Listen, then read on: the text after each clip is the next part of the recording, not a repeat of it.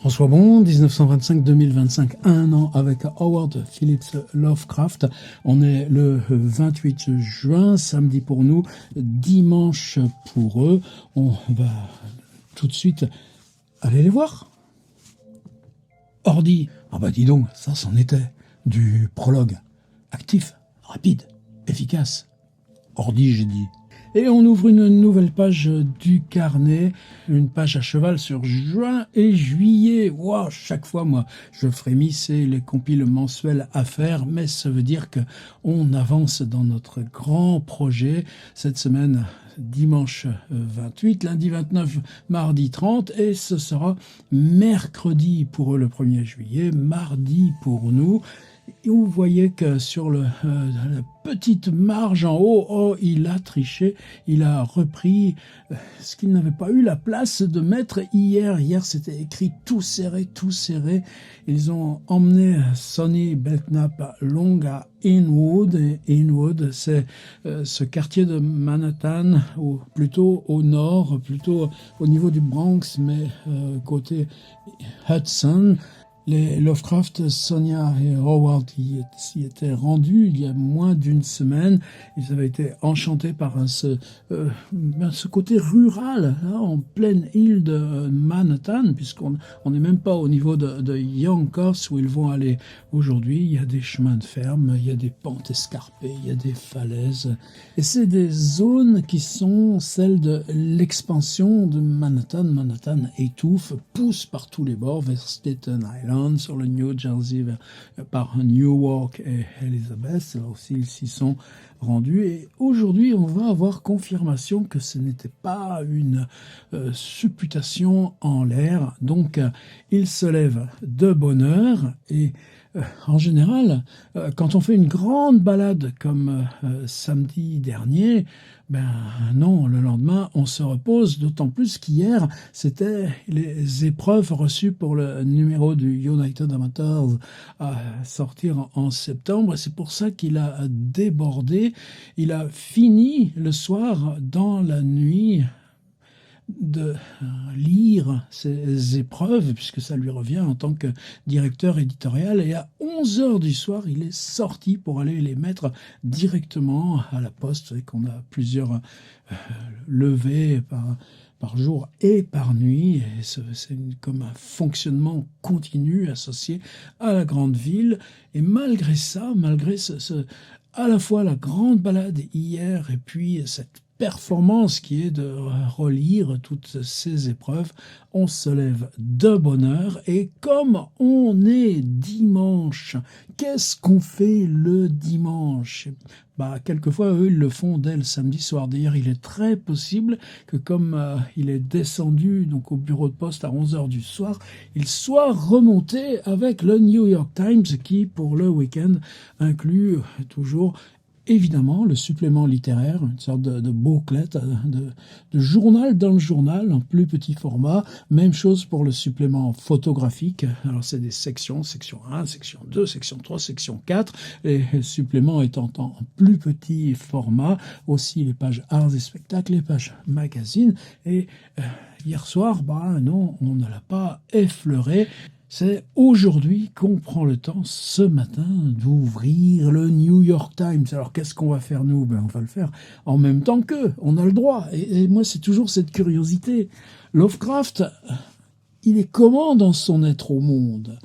L'être au monde de Lovecraft, c'est ce qu'il lit, juge, décide, là, dans cette profusion du journal. Le journal, c'est une sorte d'image générale qui est filtré, puisque c'est le regard du New York Times. On le voit bien sur toutes les questions touchant à la ségrégation sociale, ou la place que tiennent les questions financières, ou les questions immobilières, ou la part utile des offres et recherches d'emploi. Et certainement, lui, on a vu déjà en février-mars comment les questions d'offres d'emploi, publisher, et pour les magazines, c'est quelque chose où souvent il a réagi par lettre. Donc c'est une lecture très très importante. Breakfast, alors là on voit que Sonia est là, sinon lui ça serait certainement pas de breakfast, mais quand on se prépare à partir et arpenter New York, Sonia impose que ce soit avec un petit quelque chose dans le ventre, et c'est Out with SH. Et là, donc, elle est bien nommée, elle est bien là. Pour une fois, elle n'est pas reléguée sur les bords du petit carnet. Ils s'en vont à la Alex Hamilton Grange. C'est un endroit où Lovecraft est déjà allé plutôt avec George Kirk il y a quelques mois, et on s'en va alors jusqu'à la 200, au niveau de la 242e rue, jusqu'à Yonkers, un autre endroit qui s'appelle Brown Moor. Là, je sais pas prononcer, on a ça dans Led Zeppelin, là, c'est BRYN-MAWR, mais eux, c'est la maison là que Robert Plant avait dans le pays de Galles. Donc il y a un endroit là qui a gardé son côté langue du pays de Galles, et ils vont aller retrouver. Alors c'est une histoire qui n'est pas là dans l'espace de ce petit carnet, c'est une espace qui date du début de l'année 1924. Donc Lovecraft et Sonia sont déjà bien sûr ensemble et rêvent de s'installer en dehors de la grande pression métropolitaine. Ce sera l'époque justement où il découvre cette ville d'Elizabeth, et apparemment les Lovecraft, on a donc les traces écrites qu'ils avaient pris une option sur un de ces endroits qui va devenir un lotissement. C'est-à-dire, les terrains sont pas chers, eh bien, les terrains sont des terrains à bâtir et construire des maisons. Là encore, le travail coûte peu, c'est des maisons en bois. Et les Lovecraft avaient pris cette option. Pourquoi ? Parce que Sonia a un bon salaire, parce que elle a cette perspective d'ouvrir cette boutique. C'est tout ce petit rêve, tout ce petit monde qui va s'effondrer à l'automne 1924. Et il y a ce qui est assumé pour tous les deux. Oui, Lovecraft trouvera des travaux. Il sait déjà faire, il effectue déjà des travaux de révision. Il vend des articles, pas souvent, mais de temps en temps ça commence à Weird Tales dès 1923, et le texte sur Houdini. Et donc Lovecraft, son mari, serait au calme pour travailler et écrire avec la même qualité de silence et de rusticité, c'est leur mot. Alors quand la catastrophe était venue, tout à la fois économique, à la fois les problèmes de santé, ils avaient résilié leur option sur ces terrains à bâtir. Oh, ce rêve devait être bien modeste. Et non, ils sont encore là. Look over lots. On retrouve l'endroit sur lequel on avait mis une option, et c'est toujours disponible. Ce qui est lourd aussi de conséquences pour nous, parce que la semaine dernière, dans tous ces espacements de lignes, est-ce que Sonia est nommée, est-ce que Sonia n'est pas là, est-ce qu'on écrit en présence de Sonia, ou est-ce que seulement on lit, et on voit bien se créer cette progressive fracturation du couple. Et là, aujourd'hui, c'est d'évidence le contraire. On va ensemble, à deux. Hier, on avait fait une excursion avec Frank Belknap-Long, aussi dans Inwood, en tant que quartier de nouvelle expansion pour Manhattan. Là, à la fois, on va retrouver ces monuments historiques, Alex Hamilton Grange, Brown Moor, le Tudor Cottage aussi, tous ces noms qu'on a déjà visités et qu'on a vu aussi plusieurs fois. J'avais mis des extraits là, de ce guide de New York où toutes ces choses-là sont racontées, et finalement, on reviendra à la gare, on prendra le bus, puis le métro, on fera quelques provisions à ce magasin qui s'appelle Alpha. Les magasins du dimanche, ça leur plaît pas trop, parce que ceux qui sont ouverts, ce sont pas les moins chers. Et on dîne, on lit, on va se coucher. Ça y est, j'ai fini ma journée. Le voyage, tu crois que si je faisais ça, on tiendrait 370 fois? Tu crois que je m'embêterais pas un petit peu? Et puis vous, déjà, encore bien plus. Bon, alors déjà, on va aller voir le journal. Je fais une petite halte par mon PDF. Mon PDF, le voici. Qu'est-ce que je pouvais faire d'autre que de reprendre cette Hamilton Grange? Alors, une photo de 1925, une photo donc telle qu'ils l'ont vu. Je ne sais même pas si c'est pas une photo de 1920, il me semble avoir vu tout à l'heure quand j'ai fait le enregistré depuis je ne sais quelle archive de la ville de New York. Ce qui est aussi curieux, c'est que dans cette expansion urbaine, elle fait partie de ces maisons qu'on apprend, justement, comme aussi, vous savez, la maison que Lovecraft et Annie Gamwell occuperont plus tard, College Street, à Providence. Cette maison, alors, paradoxalement, en plus maintenant, il y a quoi à la place? Un parking. C'est quoi? C'est le parking qui est juste là, sous les murs de ce nouveau bâtiment de la bibliothèque universitaire de la Brown, qui accueille la John Hay Library. C'est-à-dire que les manuscrits de Lovecraft ont construit leur béton, se sont étendus par un parking de bitume, juste là où le pauvre Lovecraft a rédigé. Et il est mort là. À côté, on a la petite maison avec les chambres funéraires. Moi, ça m'émeut toujours. Elle est toujours là. Elle a toujours cette fonction, la chambre funéraire, juste au début de Benefit Street, à côté de l'Athenaeum Library. Mais cette maison-là, qu'occupaient Lovecraft et Annie Gamwell, elle a été démontée et remontée 400 mètres plus loin. Alors, évidemment, c'est joli, on voit une maison d'époque, mais tu te dis que non, c'est authenticité. Mais ça, c'est la mode américaine. Quand vous allez en haut de Cape Cod, c'est le phare, le célèbre phare peint par Edward Hopper. Il est toujours là, le phare, c'est exactement le même que sur la toile d'Hopper, 1000 fois vu, mais non, il a été démonté et remis 300, 400 mètres plus loin, je ne sais pour quelle raison. Eh bien, cette Hamilton Grange existe toujours, mais elle aussi a été déportée. Et là, c'est le Manor Hall aussi. Donc, c'est l'endroit où on débarque, là où on prend les bus, etc. Avec aussi une carte postale d'époque. Et on voit bien que très vite, on a encore le bâtiment historique, on a la belle colonne et la statue, mais juste derrière, c'est déjà les usines. Mais c'était une manière d'ouvrir là le PDF avec les endroits qu'il visite aujourd'hui même. Et puis ensuite, moi j'ai fait la place au New York Times, évidemment dans mon petit texte toujours. Alors j'aime bien. Alors allez, qu'est-ce que j'ai fait?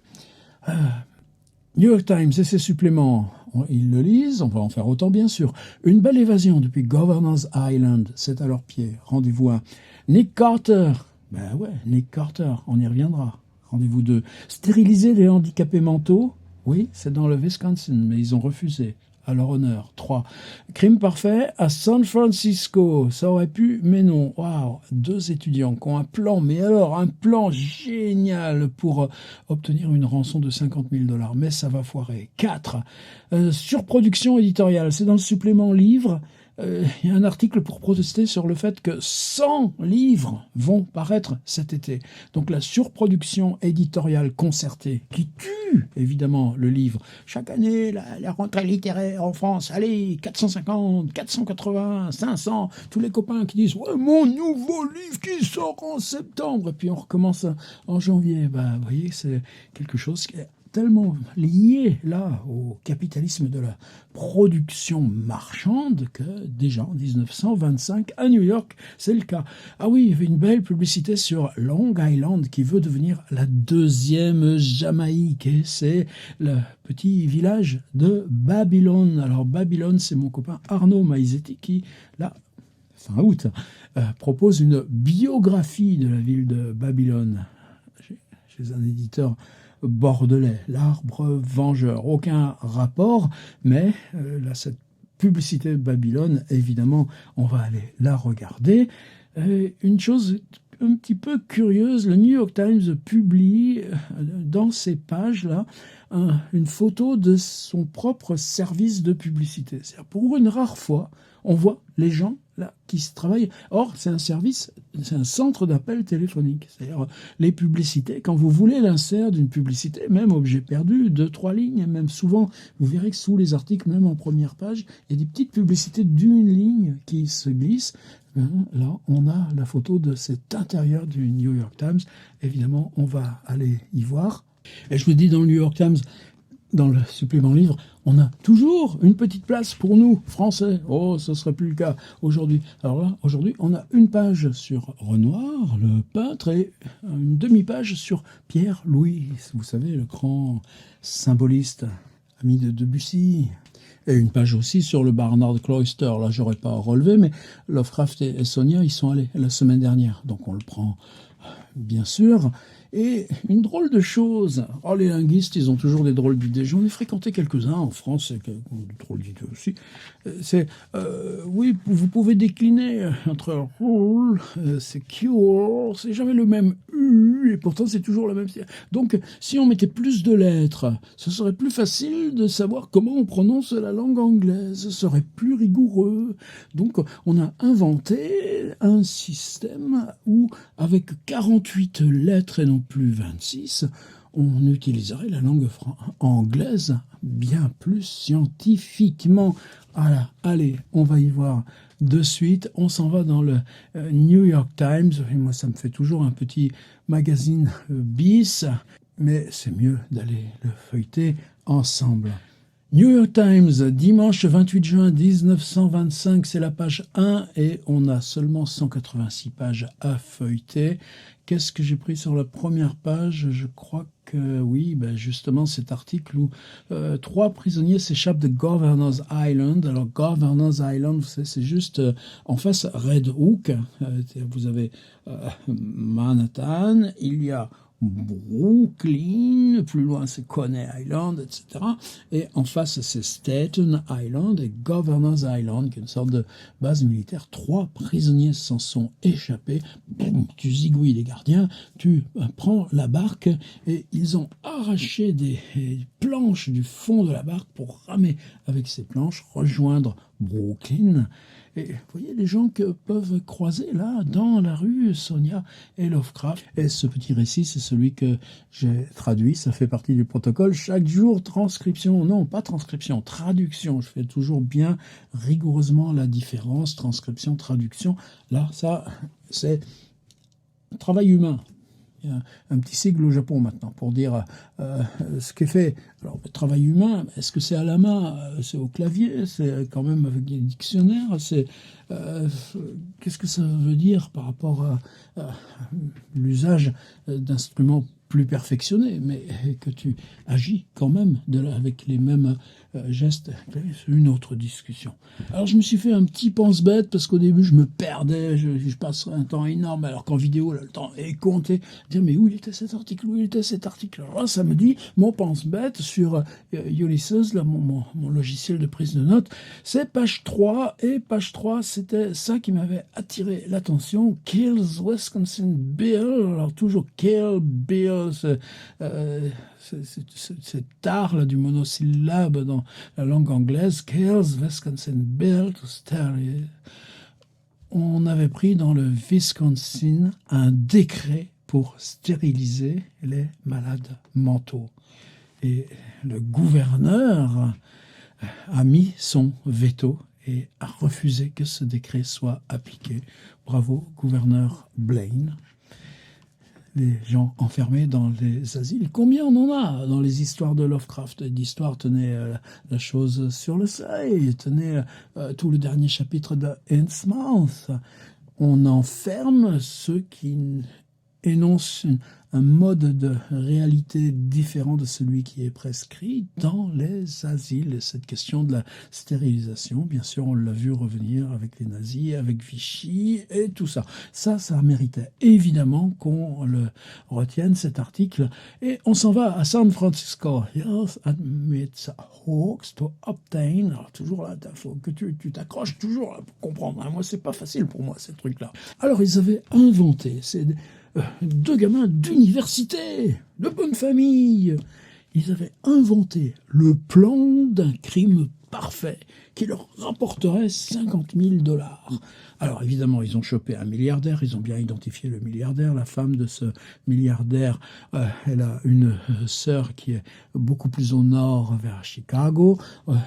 On arrange un faux coup de fil et la sœur, on informe l'épouse du milliardaire que sa sœur est gravement malade, qu'elle vient d'être hospitalisée. En plus, c'est loin de chez elle, il faudrait tout de suite la rejoindre et puis l'aider à la ramener. Donc, tu crois que tu as des téléphones portables là, comme nous on en a? Je sais jamais où je le mets, si il est là. Tiens, encore cet après-midi. On pourrait s'appeler sur ce... Non. Puis en plus, il y a cette pollution de spam. Moi, je peux pas. Ça me fout dans des angoisses, ces outils-là. C'est même assez bizarre. Peut-être faudrait que je soigne l'angoisse neuve qui s'appellerait l'angoisse du coup de téléphone. Enfin bon, là en tout cas, ils n'ont pas de portable, donc c'est synchronisé, parfait. À peine la dame est partie pour rejoindre cette ville où elle est censée retrouver sa sœur et qu'elle va sortir de l'hôpital et raccompagner chez elle, que le milliardaire reçoit. C'est nous qui avons votre épouse et voici des photographies et ça va se passer très mal, et comme ils sont à l'université, ils montrent des produits qu'ils vont lui injecter. Elle va perdre le ciboulot, vous voyez, donc c'est quand même, c'est pas tendre, et tout va se tomber en botte, et c'est les deux gamins qui vont être chopés. La dame milliardaire découvre en arrivant que sa sœur, non, elle n'est pas du tout à l'endroit qu'on lui avait décrit. Elle arrive à se remettre en contact avec elle, ce qui n'était pas prévu dans le plan du crime parfait. Et évidemment, tout va s'écrouler par terre comme dans un château de cartes. Et ça méritait ou pas, c'est pas grave. Alors on va tout de suite passer là dans le supplément littéraire. Il commence à la page 28, il commence assez tôt. New York's Book Review, page 28. On passe dans un format, je vous l'ai dit, un peu plus petit. C'est pas le format tabloïd. Et dès la deuxième page de ce supplément littéraire, Nick Carter comme le père littéraire des auteurs contemporains. Et là, tu pourrais te dire, non mais ça concernerait Lovecraft. Lovecraft, il va pas être ironique avec l'idée que la littérature contemporaine, lui qui se gave de Conrad, qui n'aime pas T.S. Eliot, etc., dériverait de Nick Carter. Moi, j'avais vu ça quelque part. Et l'autre jour, c'était dans cette lettre à Vernon Shee de 1934. Vous savez, cette lettre là, que j'avais insérée là, dans le PDF parce qu'il parle de son père. C'est un des rares endroits où il parle de cette enfance, là où ils habitent à Boston, etc. Avant même Providence et avant que le père ait cette crise de paralysie. Et dans cette lettre à Vernon Shee, il parle de ses lectures d'adolescence. Et effectivement, alors c'est une autre lettre, mais de 1933. Et dans cette lettre de 1933, qu'est-ce qu'il lit Lovecraft à 12 et 14 ans? Il lit Nick Carter. Et c'est ça, moi, que je trouve aussi miraculeux dans cette petite expérience. Alors, on est 130 et je m'en réjouis, j'ai toujours une telle gratitude, et surtout pour toute l'aide là, que m'apportent les messages, les pistes, etc. Mais ce projet s'engendre de lui-même. C'est-à-dire que là, tu as, de façon totalement arbitraire, tu découvres dans le New York Times un article sur Nick Carter, ça t'emmène savoir. Lovecraft, à 12 ans, à 14 ans, lisait Nick Carter. Et tu découvres de là cette longue lettre où il parle de quoi? Il parle de ses bicyclettes et que comme il avait toujours des accidents de bécane avec son vélo, il en a eu 2 ou 3 et il nous décrit les bicyclettes et tout ça. Alors là, je ne l'ai pas fait aujourd'hui, moi il me faut toujours un peu de temps, mais hop, là, vous voyez bien que le livre maintenant il est sorti et on ne va pas le ranger de sitôt. Alors continuons dans le supplément littéraire du New York Times. Là, ça me disait trop rien. James Stephens... il y a toujours ces dessins. C'est aussi ça, peut-être un jour, il faudrait s'arrêter là-dessus, faire une collection des archétypes de visages et de silhouettes de ce qu'est l'écrivain. Et là, on a 3 caricatures de Sir James Stevens, 3 archétypes.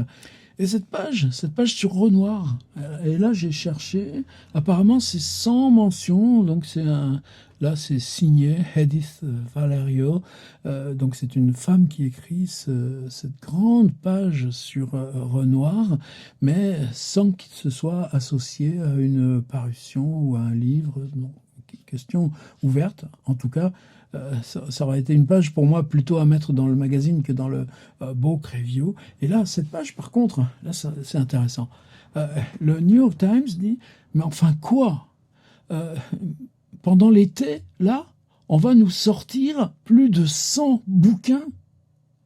Cette idée de la surproduction éditoriale, concertée, décidée, ben ouais, dès 1925, ça, c'est ce qui structure l'expansion, la marche en avant de la fabrication de l'industrie de l'édition. 2 pages sur la short story, mais Lovecraft, lui, ne s'est jamais inscrit dans la short story. Quand il nous parle d'Ambrose Bierce, quand il nous parle d'Algernon Blackwood, c'est le récit fantastique. Il peut être en forme brève, mais c'est pas la question de la nouvelle qui l'intéresse. On ne voit pas, par exemple, parler des nouvelles d'Henry James. Le français de service, Pierre Louis, Robinson Crusoe, ici un article plutôt sur un essai, mais on va le retrouver tout bientôt dans le supplément magazine.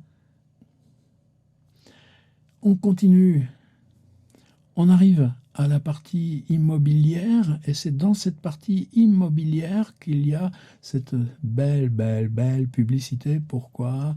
Parce que, page 77, oui, ça par contre aussi, j'ai hésité, c'est-à-dire on est bien là, ces questions, qu'est-ce qu'ils ont fait aujourd'hui ?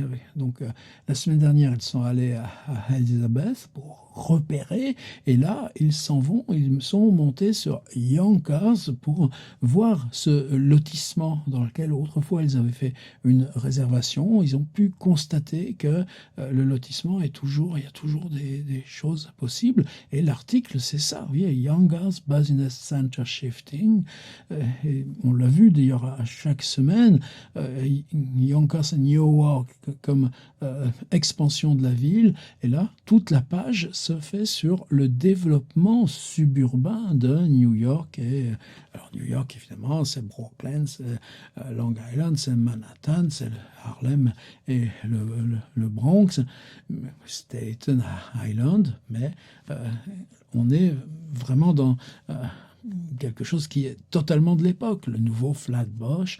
Flatbush, c'est là où ils habitaient. Et voilà, Babylone. Alors moi, ça me fait toujours un petit peu... vous savez, on a toujours une petite fibre sur Babylone. C'est quand même l'origine de l'écriture. Pour nous, c'est quand même aussi la Bible et la déportation. Oui, mais là, c'est simplement une belle plage de Long Island.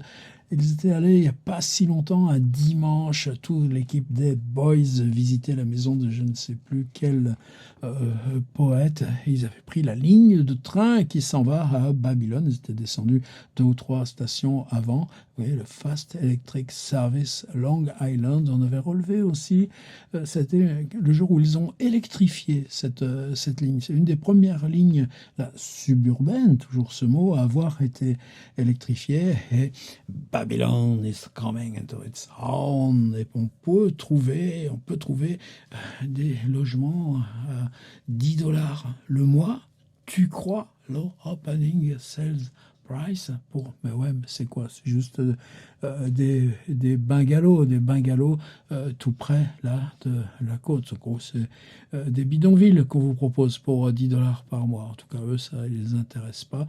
Il y a toujours ces petites choses. Alors celui-ci, je l'ai pas relevé, mais c'est curieux toujours de voir ces plans d'appartements. On en a à Park Avenue, c'est celui que j'avais repris l'autre jour. C'est simplement un logement, donc un logement dans un immeuble, mais qui garde l'atmosphère des maisons individuelles. Alors tu as l'entrée, les commodités, la salle de réception, la salle de déjeuner, 2 chambres chacune ayant leur coin toilette et la baignoire.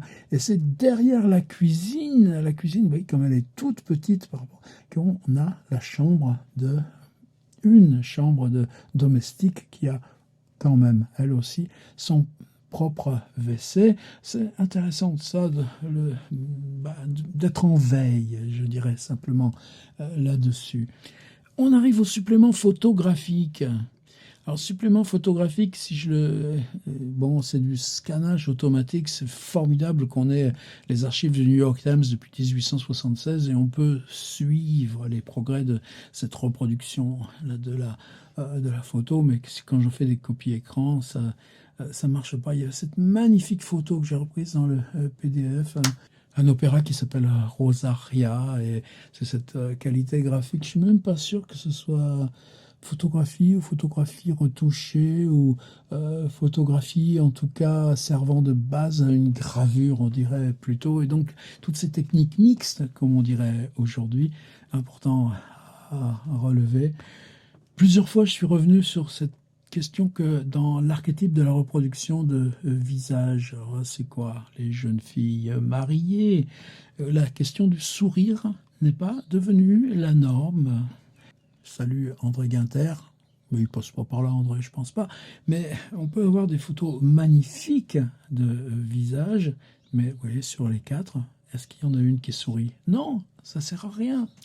Alors, un de ces jours, on regardera aussi de près la question du sport. De temps en temps, quand même, plusieurs fois, au moins 5 ou 6 fois, on a traduit des articles concernant le sport, le geste, photographier un golfeur. Qu'est-ce que tu photographies? Photographier un golfeur, c'est aussi difficile que de photographier un cheval qui saute une barrière. La voile, par contre, là, ça prend tout de suite une dimension graphique beaucoup plus liée, pourquoi pas, aux peintures, y compris de Turner. Les dames qui jouent au tennis, ouais, on voit l'habillement, les robes sous le genou, parfaitement à l'opposé de ces messieurs les boxeurs. Et on arrive à la partie magazine. La partie magazine toujours aussi à piocher là-dedans. L'aventure arctique, puisque Macmillan vient de partir. Cet article sur le Barnard Cloister, avec justement 2 ou 3 photos de cette abbaye synthétique reconstituée par ce nommé Barnard à partir de pièces qu'il a collectionnées pendant des années et des années dans 36 trucs, les trucs détruits par la Révolution en France, partout où il pouvait arriver à les vendre. Et là, cet article, je suis sûr que Lovecraft l'a lu. C'est un reportage sur l'île de Robinson Crusoe et ce qu'elle est devenue.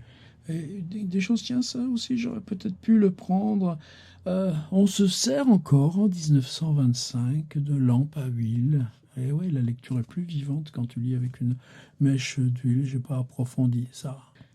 La découverte des villes, cette fois, c'est au Mexique. Une Pompéi mexicaine qui vient d'être découverte. Toujours ensuite, ce rituel du supplément spectacle, ils ont une espèce aussi de régularité typographique. Il y a toujours 2 acteurs hommes, une actrice femme, enfin en tout cas il y a toujours 3 visages, mais qui ne sont pas photographiés, mais dessinés. Vous voyez, on voit bien les traces. Donc qu'est-ce que tu dessines? Ça c'est la discussion chez Proust. La Berma. Vous savez, ce truc gigantesque au début de la recherche. Françoise, la gouvernante, elle achète une photo du pape, le pape Pie VII.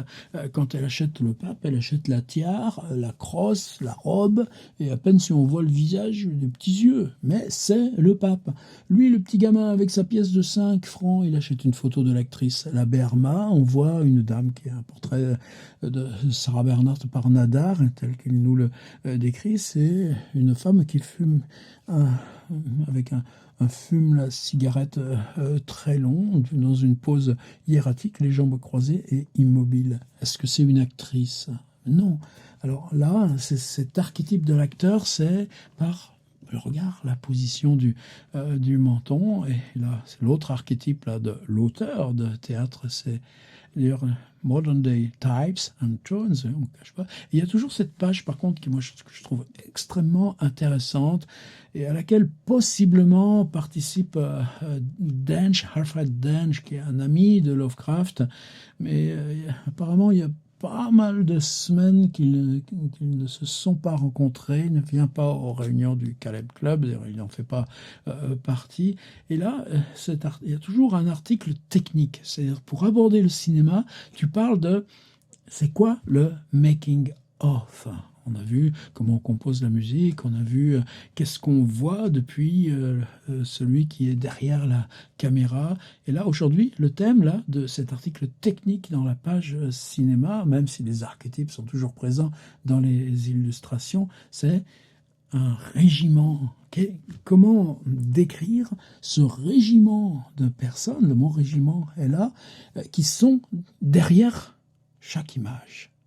Dans cette instance collective de la production de quoi? Du divertissement? Oui, en tout cas, c'est pas encore un statut d'art, mais in the producing, le mot donc production d'une seule image. Et c'est quoi leur rôle? Bah oui, aujourd'hui, tu as toujours ça. Il y a un mot, tiens, je l'ai oublié, là, j'arrive pas à le retrouver. Vous savez, celui qui est chargé, là, dans les tournages, de s'occuper d'interdire les voitures de stationnement. Et puis, évidemment, il y a le catering, et puis tout ça. Bah, c'est là, un article qui ouvre à ça. Et puis, bah, on va finir là-dessus. C'est page 181. Ils ont gardé ça pour tout à la fin. Du